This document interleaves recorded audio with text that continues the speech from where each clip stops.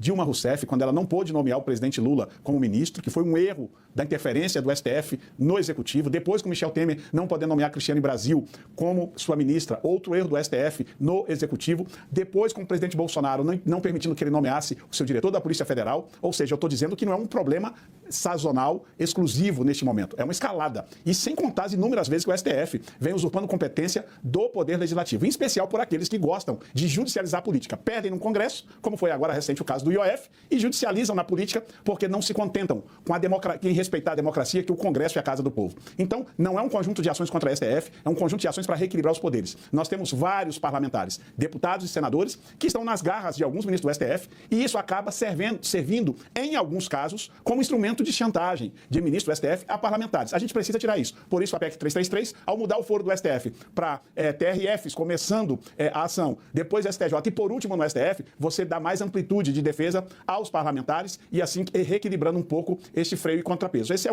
a anistia, já é claro, conhecido de todo o Brasil, uma questão de justiça. Até porque, numa reunião há alguns meses atrás, todos os líderes, inclusive da esquerda e meu colega Lindbergh, temos um consenso já em falar de anistia, que todos reconhecemos que as penas são exageradas. Eu ouvi disso de todos os meus colegas e isso já é um grande avanço. É a prova de que a gente precisa rever uma decisão equivocada do STF e, constitucionalmente, só temos um instrumento para isso, a anistia. Por isso, nós defendemos essas duas pautas. São pautas de reequilíbrio entre os poderes na nossa avaliação. Deputado Lindbergh, também queremos te ouvir. Bem-vindo. Há motivos para o Congresso avançar com essas pautas? Gente, o que está acontecendo no Brasil é um absurdo. A família Bolsonaro está chantageando o Brasil, cada brasileiro. Olha o que Eduardo Bolsonaro está fazendo lá fora, junto com o Jair Bolsonaro, não é qualquer coisa. Você sabe que um dos motivos de prisão preventiva é quando a pessoa atrapalha uma investigação em curso. Agora não é investigação, é o julgamento do Bolsonaro que vai começar. Queiram eles ou não, eles vão ser julgados. Bolsonaro tem que deixar de ser covarde, assumir suas responsabilidades, parar de chantagear o Brasil. Houve uma trama golpista, sim. Não foi só 8 de janeiro. Começou desde antes. Tinha um plano de assassinato do Lula, do Alckmin, do Alexandre de Moraes. Aí o que fazem agora? Tem ali uma potência estrangeira ao Trump.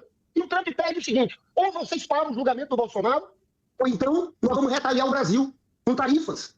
Eduardo Bolsonaro reconheceu essa semana que participou de reuniões com autoridades norte-americanas que discutiram tanto sanção contra Alexandre de Moraes, mas também tarifa. E ele está defendendo isso, aplaudiam corretamente. O que Jair Bolsonaro está fazendo é isso, vocês, é botando uma faca no pescoço de cada brasileiro. Ou interrompe meu julgamento, ou então nós vamos prejudicar vocês. É escandaloso. O nome disso é traição nacional. Rasgaram a bandeira brasileira. Estão aliados ao movimento do Trump, a bandeira norte-americana. Eu nunca vi isso na história do país. Nenhum agrupamento político na história do país. Toda a história do país. Seja de direita, você teve a extrema-direita, os integralistas, mas eles não defendiam a potência estrangeira. Então, será que é normal? Pergunta a você que está nos assistindo. Dá para aceitar um presidente de um outro país, apoiado pela família Bolsonaro, dizer o seguinte: ou vocês votam a anistia, ou vocês suspendem o julgamento, ou eu vou prejudicar o país economicamente. Então, veja, a chance dessa pauta andar na Câmara é zero, porque seria desmoralização. Se essa pauta que o líder Sócrates falou de anistia prosperar, sabe o que significa dizer? Que nós não somos um país mais independente, não temos mais soberania, não temos mais democracia, porque um presidente de uma potência estrangeira pode mandar parar um julgamento no Supremo. Então, é uma loucura. Esse pessoal não pode levar o parlamento para uma pauta tão suicida como essa. Então, eu tenho falado. O que eles estão fazendo aí é traição nacional. Deputado Sóstenes, diante do que coloca a esquerda, o governo, é possível convencer o Centrão e todo o Congresso Nacional de que essas pautas que tratam do judiciário têm potencial para serem aprovadas, têm caminho para serem aprovadas?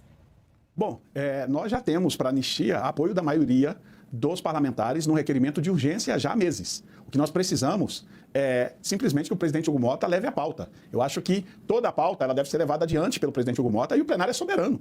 Se dizem que não tem apoio à anistia, por que não colocam na pauta?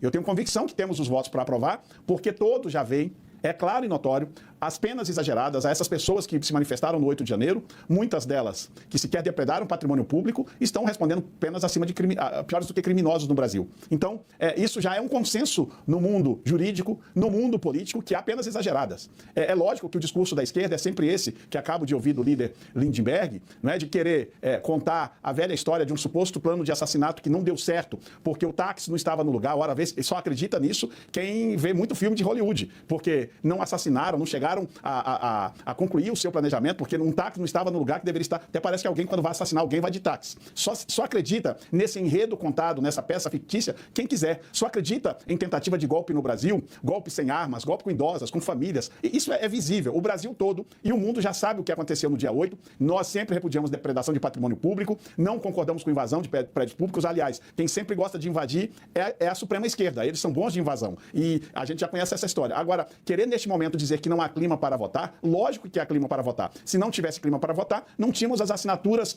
do Centrão de apoiamento ao avanço da anistia. Ele não conseguiu falar sobre a questão, inclusive, da PEC, que eu acho que a PEC 333, que é a mudança de foro, é uma coisa que ainda tem mais apelo ainda por conta desse sistema que acabou se tornando muito dependente de que todos nós parlamentares já diretamente terminemos nas mãos dos ministros do STF. Então eu tenho convicção de que através do diálogo, do respeito, nós faremos a nossa parte. Agora, quem tem um grave problema a resolver e quer misturar as coisas é o atual governo, o presidente da República. Ele precisa resolver o problema do tarifaço e parar de colocar a culpa em Bolsonaro, porque Bolsonaro não é mais presidente do Brasil. E quem pode resolver o problema do tarifaço com os Estados Unidos é o presidente da República. Deputado Lindbergh, vou fazer a mesma pergunta e acrescentando um ponto colocado pelo deputado Sóstenes, que é a lista de apoios realmente que eles conseguiram. O Centrão e o restante do Congresso, eles estão convencidos sobre essas propostas que tratam do judiciário? E mais esse ponto, tem uma lista de apoio para o PL da anistia. Olha, primeiro dizer o seguinte, viu, Sóstenes? Quando vocês falam agora que a culpa é do Lula, o próprio Eduardo Bolsonaro diz, foram nossas movimentações aqui, e dizem claramente, eles assumem a autoria dessa sabotagem e dizem assim, só tem um jeito de resolver. Não é comercial. É se parar no julgamento ou votar a anistia. Isso é escandaloso. É uma chantagem contra o país. Volto a dizer que o nosso país é um país independente, tem soberania. Quando você fala da trama golpista e do plano de assassinato, que é uma invenção, gente, tem tudo lá, gravado, o diálogo dos CIDs pretos, que foram até a casa do Alexandre de Moraes. Abortaram, não é por nenhum problema de táxi, não. Abortaram à noite um assassinato com armas pesadas do Alexandre de Moraes. Isso vai ser provado no julgamento. Porque os comandantes militares daquele dia não consentiram em assinar a minuta do golpe. Tem tudo. Olha, dia 9 de novembro, a eleição acabou, o general Mário Fernandes imprime essa operação Punhal Verde e Amarelo de assassinato e vai ao encontro de Jair Bolsonaro. Agora, eu vi uma entrevista do Flávio Bolsonaro aí na CNN. Ele diz o seguinte, olha, na Segunda Guerra, os Estados Unidos jogaram uma bomba no Japão, em Hiroshima. Os japoneses disseram o seguinte, nós somos patriotas, não vamos nos render. Aí diz ele o quê? Jogaram uma segunda em Nagasaki. Então diz ele que vem uma segunda bomba aí. Eles querem rendição do Brasil. O Brasil não vai se render aos Estados Unidos. É por isso que aquelas assinaturas se devem em outro contexto. Não tem condições de votar uma coisa dessa.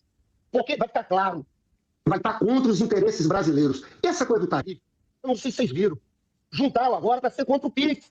O PIX brasileiro. O governo do Trump começa a investigação dizendo o seguinte, que está havendo concorrência desleal. O PIX é gratuito. E o PIX foi criado, o PIX é público. E está prejudicando as big techs, as empresas dele. Essa turma está apoiando isso. Então, eu, sinceramente, não vejo clima para ter essas votações. Acho que nós estamos vivendo um momento de vira-latismo. Esse pessoal tem que entender. Eduardo Bolsonaro, eu vi um vídeo dele, esse cara tem que ser caçado. Nos Estados Unidos, depois do tarifaço, dizendo o seguinte, empresas brasileiras, lá no Brasil, venham para cá dos Estados Unidos. E aqui nós vamos garantir a você boas condições. É uma política antinacional. E é por isso que eu digo, não tem como prosperar, porque seria muito vergonhoso. Botar isso para votar é se render, é aceitar ser colônia norte-americana. Deputado Sóstenes, apoiar essas pautas seria fazer um aceno positivo à política de Donald Trump? Eu entendo o desespero do atual governo e o líder Lindbergh. O brasileiro, na última eleição em 2022, recebeu promessa de receber picanha e cervejinha barata. A picanha não chegou, chegou a abóbora e também, cara, o café está caro. Tudo, quando vai no supermercado, o brasileiro perdeu o poder de compra. E as eleições estão se aproximando. E o eleitor brasileiro é inteligente. Ele vai cobrar essa fatura do atual governo, que não resolveu os problemas dele. Aliás, este é o governo que mais criou imposto na história desde a redemocratização. É um imposto ou taxa a cada 27 dias. O brasileiro não aguenta mais. Aliás, quando nós, no Congresso Nacional, que defendemos o interesse do povo para não haver aumento na alíquota do IOF, o PT, o governo, através da AGU, desiste do campo da batalha da política, porque a democracia só serve quando eu ganho para a esquerda. Quando eu perco no parlamento, eu judicializo, porque eu sou aliado do Supremo Tribunal Federal e o Supremo Tribunal decide a meu favor. Foi o que aconteceu. Hoje, você que está em casa, telespectador, está pagando IOF mais caro. Sabe a quem você tem que agradecer esse aumento de imposto? Ao Lula e ao Alexandre de Moraes, porque ali é um conluio dos dois. Quando se perde, e perderam de lavada no Congresso Nacional, ampla maioria, 384 votos na Câmara, no Senado, unanimidade praticamente, quase a unanimidade no Senado, aí você pega, judicializa para o amiguinho da Suprema Corte trazer de volta o imposto brasileiro. Cada vez que você olhar sua captura do cartão de crédito, o seu crediário que você abriu e ver lá o IOF aumentado, agradeça ao Lula e agradeça ao Alexandre de Moraes, porque eles só querem meter a mão no seu bolso. Deputado Lindbergh, apoiar essas pautas nesse momento é fazer alguma espécie de aceno positivo às políticas de Donald Trump, e vou colocar aqui a do foro privilegiado, que tem um interesse não só da direita ali no Congresso. Deixa eu contar aqui para vocês. Eles fizeram um ato, uma coletiva ontem na Câmara, eles levantaram a bandeira do Trump. Quando o Trump está tarifando o Brasil, as empresas, a economia brasileira. É ceder. Volto a dizer, pessoal, eles rasgaram a bandeira brasileira.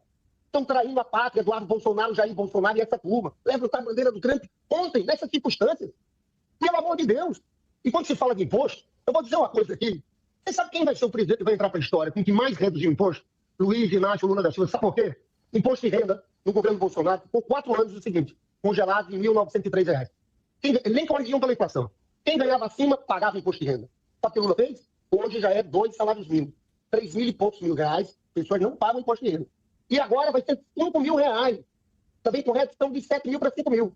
Sabe quantos por cento dos brasileiros vão deixar de pagar imposto? 92% dos brasileiros não pagam mais imposto. Aí o que a gente tem que fazer? Cobrar um pouco dos mais ricos. Cobramos aqueles fundos de milionários que não pagavam nada. E o IOF, na verdade, junto com o BET, banco, eu vi uma reação muito grande desse andar de cima. Que é uma turma, você sabe, você tem uma ideia. Quem ganha, os números são absurdos. Uma professora de uma rede municipal paga 27% e meio de imposto de renda. Um gari do Rio de Janeiro, 27% e meio de imposto de renda. Você acha justo uma pessoa que ganha 50 milhões de renda por ano, uma pequena minoria, 0,001%, pague uma contribuição, porque hoje sabe quanto é que eles pagam? A alíquota efetiva? 1,76%. Então é um país muito desigual. Agora, não é se ajoelhando aos Estados Unidos que a gente vai resolver os nossos problemas. Eu peço compostura do Parlamento e peço aos presidentes da Câmara e do Senado que tenham responsabilidade para defender o Brasil nesse momento. Líderes, a gente vai fazer um rápido intervalo, voltamos daqui a